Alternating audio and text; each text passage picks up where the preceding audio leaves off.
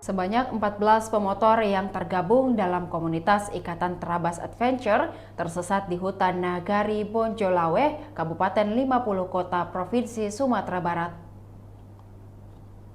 Namun mereka berhasil diselamatkan pada Senin 23 Januari 2023 setelah diinformasikan masuk hutan pada Minggu pagi. Koordinator Pos 50 Kota, Robi Syaputra mengatakan, semua anggota komunitas itu kini telah berhasil ditemukan oleh tim gabungan. Dan satu meninggal dunia atas nama Edi berumur 60 tahun. Korban meninggal karena asam lambung. Robi menuturkan Pos SAR 50 Kota sampai di lokasi kejadian setelah dilaporkan pukul 1:30 waktu Indonesia Barat dan langsung melakukan pencarian terhadap korban. Dari kronologi yang diterima, komunitas ini awalnya masuk hutan pada pagi hari Minggu 22 Januari 2023 dan akan keluar pada sore hari.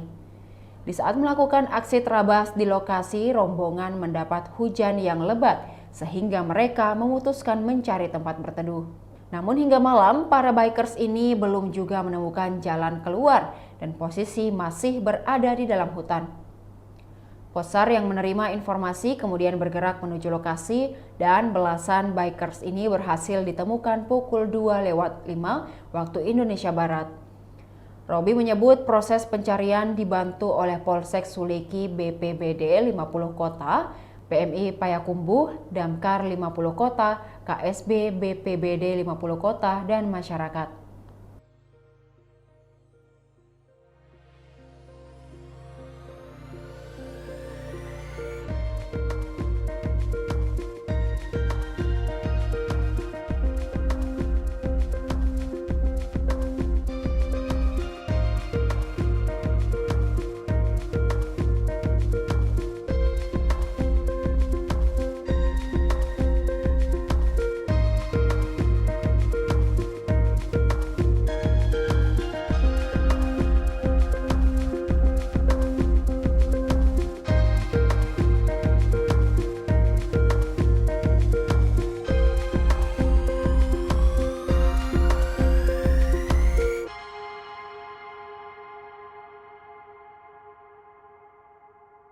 Demikian Tribun Hot News kali ini, saksikan berita lainnya hanya di kanal YouTube dan Facebook Tribun Timur.